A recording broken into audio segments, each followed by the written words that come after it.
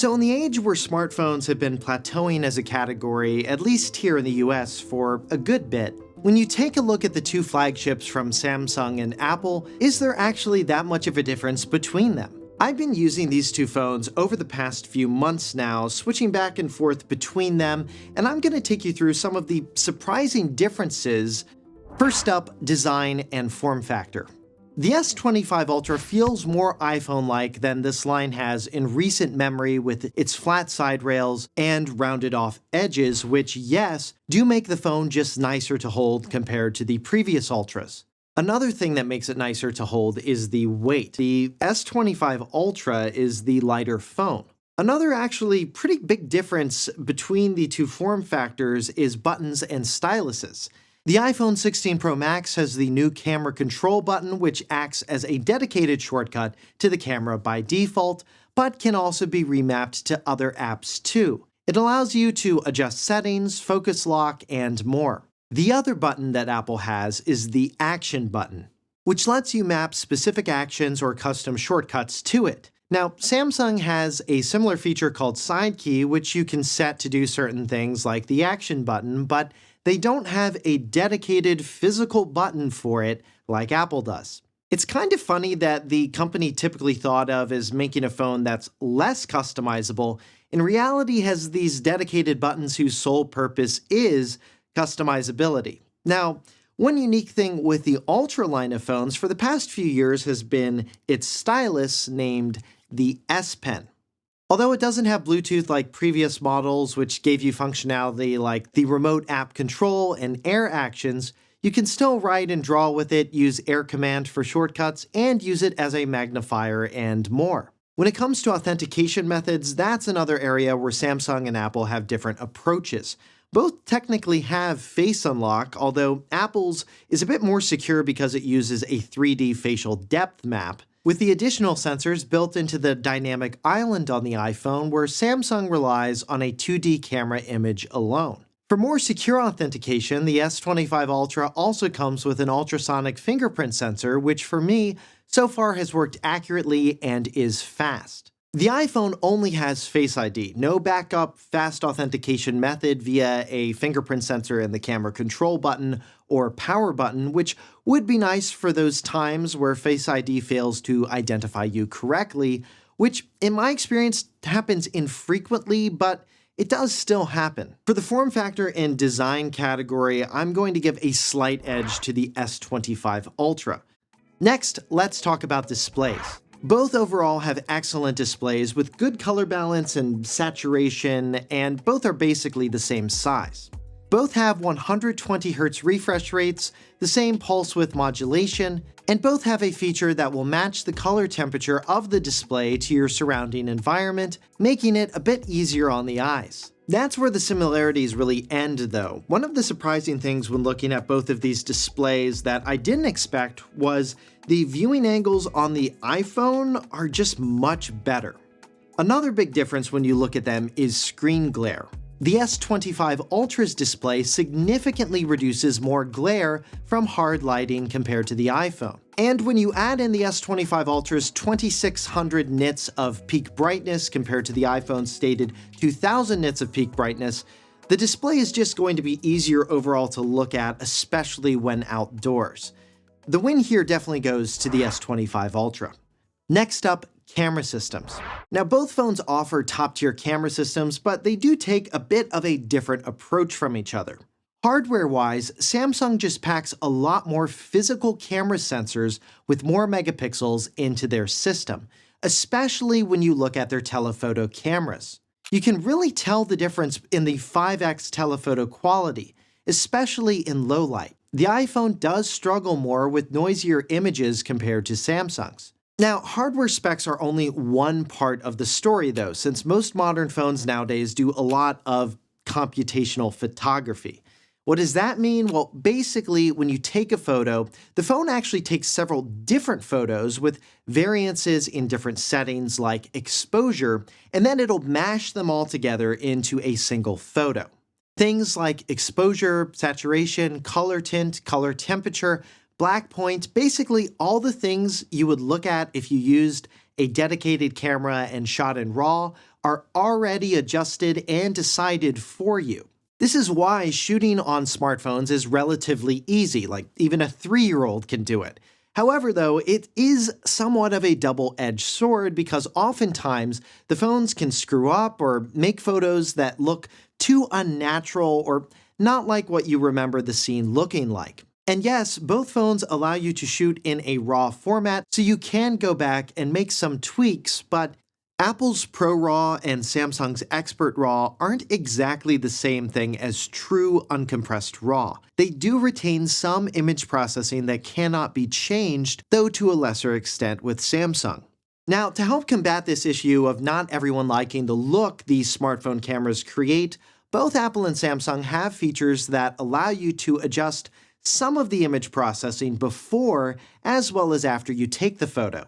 Apple calls their feature photographic styles, while Samsung calls them photo filters. But both allow you to create non-destructive changes to your photos after you take them. Importantly though, with Apple you have to be shooting images in the HEIF file format, while with Samsung you can just shoot in regular JPEG, which I definitely think is an advantage for Samsung. So in general, how do both of these phones hold up when it comes to photos? Overall, for photo quality, they're actually pretty similar.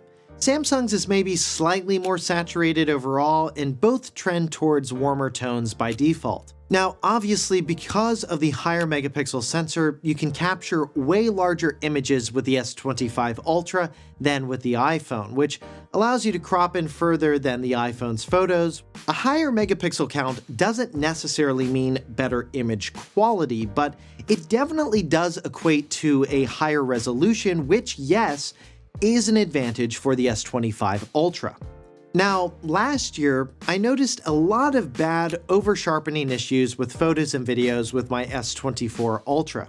But this year, I haven't had similar issues so far with the S25 Ultra.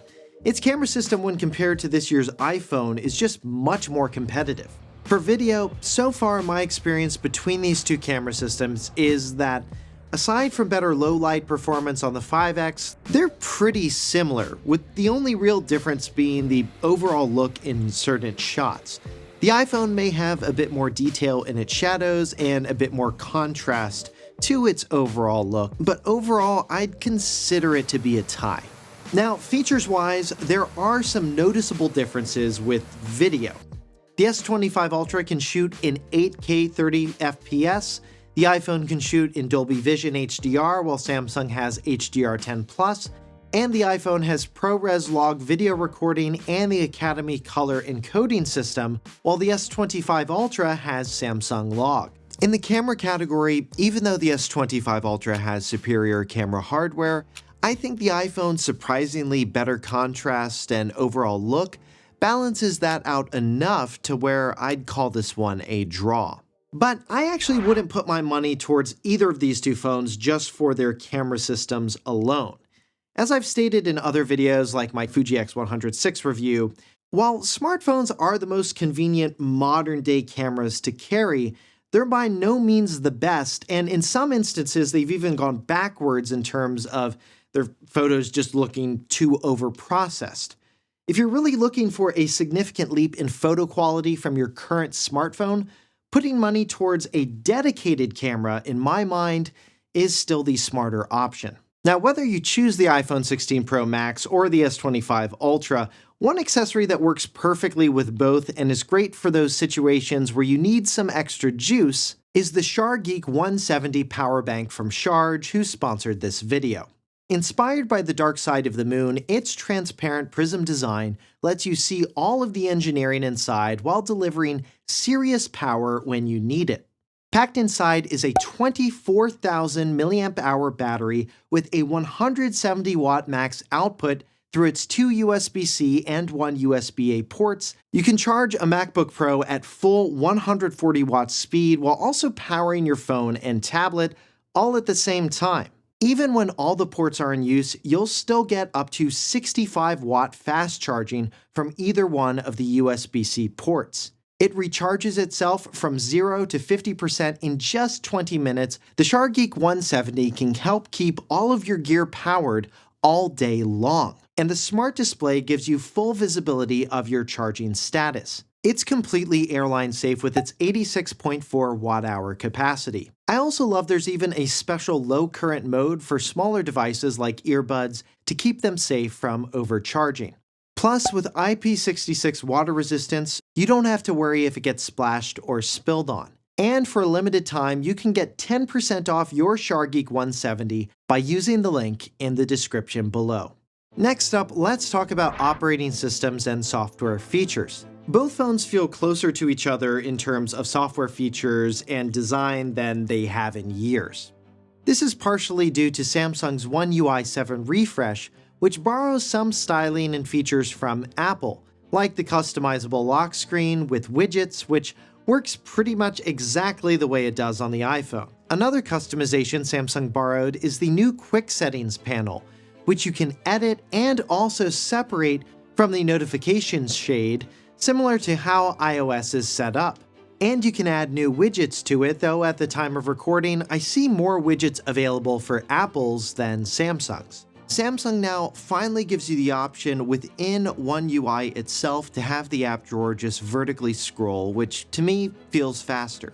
While Samsung doesn't have a dynamic island, a persistent place on the iPhone that shows you things running in the background, they did introduce the new Now bar, which allows you to check your phone's essential information from the lock screen and do things like receive morning briefings, control music, recordings, and your connected Galaxy Watch. Aside from those new features, not much has changed with the Ultra experience compared to the iPhone. Samsung's phone and OS still offer way more customizations than Apple's, and ways you can use and navigate the OS like with the S Pen or by using features like split view multitasking, something the iPhone still doesn't allow for. Apple, though, has over the years implemented more customization options for iOS, like being able to drag app icons wherever you want, do icon theming, personalize the lock screen experience, and map different lock screens to different focus modes. One advantage I'd still give to iOS is that even in 2025, I still see some app developers developing apps for iOS before releasing an Android version. Another important difference between these two phones and their operating systems is how much control you have over what you can actually put on your phone. Samsung's One UI, because it's based on Android, gives you more freedom with what you download to your phone. You can download apps from the web on Android, something you still, in 2025, cannot do on the iPhone, which from a user perspective is dumb. For the OS category, there are pluses and minuses to both, but I think Samsung's One UI strikes the overall right balance for the direction a smartphone operating system should be going in 2025. Next up, let's talk about phone assistants. One of the assistants is better, but it might not be the one you're thinking of.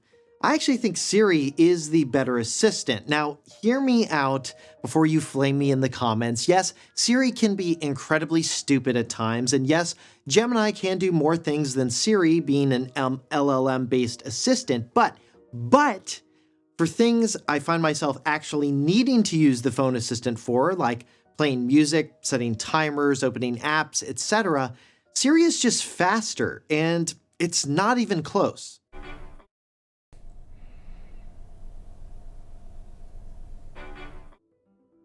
The only area I've noticed Gemini is as fast as Siri is with setting timers. Otherwise, it's typically quite a bit slower than Siri, especially for things like opening apps and playing music.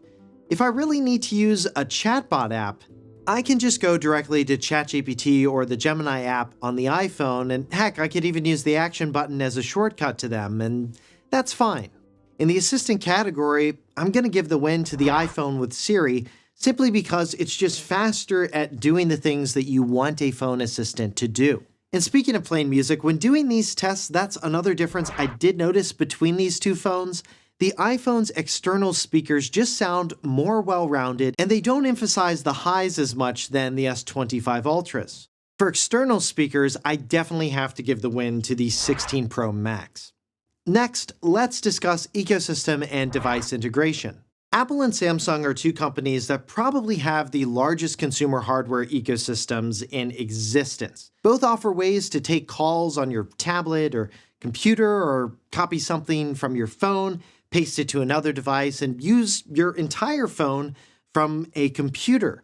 This is, of course, if you stay mostly within their ecosystems. Now, because the S25 Ultra runs Android, it actually opens up the possibility of using a greater variety of devices with your phone, such as a Pixel Watch or Windows PC. This allows for more cross-platform features with Samsung and Android than you would find outside of Apple's ecosystem. But while Android does give you more hardware to choose from, Apple does give you class-leading devices and just excellent hardware paired with Apple's software. The MacBook Air is the best-selling laptop in the world. The Apple Watch is pretty dominant. iPads still have dominant market share, even though they have some decent competition from Samsung and Microsoft, like with the new Surface Pro that I'm reviewing, and make sure you're subscribed if you want to see that upcoming review. And no one has been able to do what Apple has done with their AirPods line, where you have multiple price points with devices that can seamlessly switch between all of your Apple devices, including the over-the-ear AirPods Max headphones, which I've reviewed and think are great, and Apple's spatial audio is still better than anything except maybe Sonos's headphones that I've tested and reviewed. So I'll give a point to Samsung here because you just get access to way more varieties of hardware in the Android ecosystem, plus Windows, but I think Apple may also deserve a point because their ecosystem includes so many class-leading devices. All right, next up, let's move to performance. In my CPU tests, Apple's A18 Pro chip scores better in single-core performance, while the S25 Ultra's Qualcomm Snapdragon 8 Elite chip scores better in multi-core benchmarks. For GPU performance, both phones perform pretty well in cross-party GPU benchmarks, but based on the various benchmarks I've run on both of these phones, the S25 Ultra outperforms the iPhone in cross-platform benchmarks. Now, for games that are highly optimized for Apple's Metal engine or from better single-core performance versus multi-core, you're probably going to see better performance, and the iPhone would have an edge in that case. For overall performance, I don't think there's actually a clear winner between the two, but for gaming specifically, based on the benchmarks I've run, I'd have to give the slight edge to the S25 Ultra. Next, let's talk about battery life. Overall, that's actually been pretty equivalent between these two phones. I haven't noticed a huge difference in the battery level I end the day with on either of these phones. It's typically somewhere around 50% for my light to moderate usage of 2 to 3 hours of screen time per day. I'm going to call this one a draw. Next up, charging speed. For wireless charging, the iPhone supports 20-watt fast charging via MagSafe, while the S25 Ultra has 15-watt wireless charging. For wired charging, the S25 Ultra supports super fast charging 2.0 with speeds up to 45 watts, though note that's at peak, not sustained, so once you hit about 30% battery charge, it'll slow down closer to 30 watts. Speaking of which, the iPhone 16 Pro Max maxes out at a wired charging speed of 30 watts. In this category, the S25 Ultra's faster speed through a wired connection, I think does give it a slight edge over the iPhone 16 Pro Max. Next up, mic and call quality. All right, and this is the iPhone 16 Pro Max. This is how its mics sound, and now this is how the mics sound when I hold the phone up to my ear. All right, and here's how the mics sound on the S25 Ultra. This is me just talking into the phone, and now here's how it sounds when I hold the phone up to my ear, kind of simulating how it would sound if I was talking to you on the phone. Speaking of which, all right, and this is the S25 Ultra. This is what its mics sound like over a phone call. All right, and these are what the mics sound like on the 16 Pro Max, and I'm recording this right now indoors, so this is like the best possible scenario. I actually think Apple's mics sound a bit better than the S25 Ultra, so I'm going to give it a point here. All right, and lastly, let's talk price and overall value. The S25 Ultra retails for just $100 more than the iPhone 16 Pro Max. You can also check their current prices and view the other devices I've mentioned in this video by using the purchase links in the description and the pinned comment. That's definitely like at the top of the smartphone market, and while not a huge difference, $100 is $100. So yes, I will give a point to the iPhone in this category. And now for the big question, which phone is better? When you add up all the categories and the points, I have to give it to the S25 Ultra. Samsung has improved upon most of the complaints I had with the S24 Ultra. The OS feels pretty darn similar to the good things about iOS, but more customizable. The rounded edges feel nicer, and while the phone may look slightly larger, it's actually lighter than the 16 Pro Max and feels better to hold in your hand. Its screen has less glare, the camera system is better in certain cases than the iPhone's, and though yes, it's $100 more, that's not enough of a difference to outweigh the benefits.